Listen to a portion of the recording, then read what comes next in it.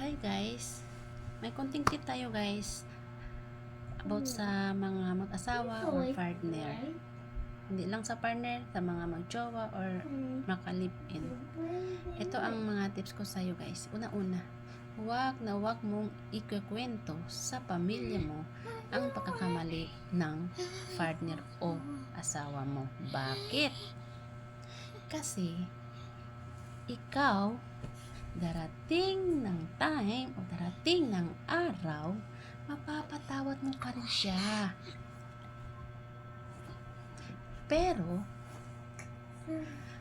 ang pamilya mo, never nila yan malilimutan. Totoo yan. Real story yan. Kahit saan ka pupunta. Pangalawa, wag mo i-share sa mga kakilala mo, kaibigan o best friend mo ang problema nyo mag-asawa. Bakit?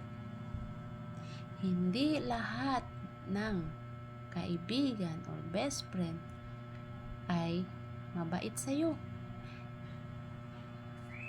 Mag-isip ka muna ang dapat mong isipin.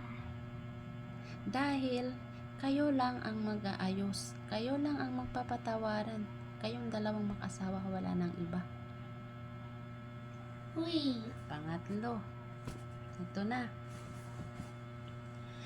Kung ikaw ay asawa, huwag kang lagi makikipaghalubilo sa tao o sa mga kaibigan mo dahil may asawa ka na. Umiwas ka sa mataong lugar. Mas matahimik ang buhay mo kung wala ka masyadong kaibigan. Real story yan. Maraming nangyayaring ganyan. Hindi lang isa, dalawa, marami. Isa pa.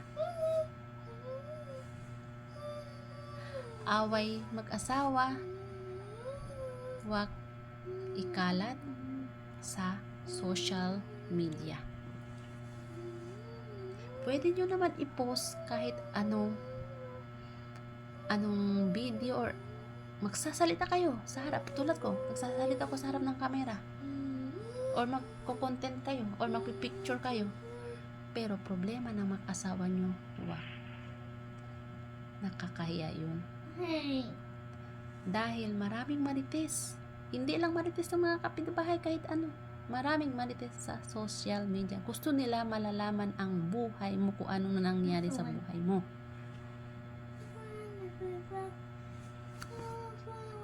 Isa pa. Kunting away lang, sasabihin, aalis na ako. Pero ang totoo, hindi naman umaalis. Dahil syempre, mahal mo pa rin ang partner mo. Dahil sa galit mo na yan, nakapagsabi ka na aalis. Pero mali yun. Very mali talaga. Una-una, magpakumbaba ka. Kung sino man sa inyo ang may problema o ikaw ang may problema, magpakumbaba. Huwag naman gamitin yung high pride natin. Kasi wala talaga, useless lang. Paano maging maayos ang pamilya mo kung laging ang nasa isip mo ay ikaw ang mataas? High pride. Dapat laging low. Nasa baba tayo. Kung ikaw marunong magpakumbaba o magpatawad, very good sign yan guys. Good sign talaga. Magiging tahimik, peaceful ang buhay mo o kayong mag-asawa, pamilya mo. Kaya ito lang guys. Hanggang dito na lang tayo. See you on next video. Sana may natutunan kayo sa aking konting tip about sa mag-asawa. Thank you.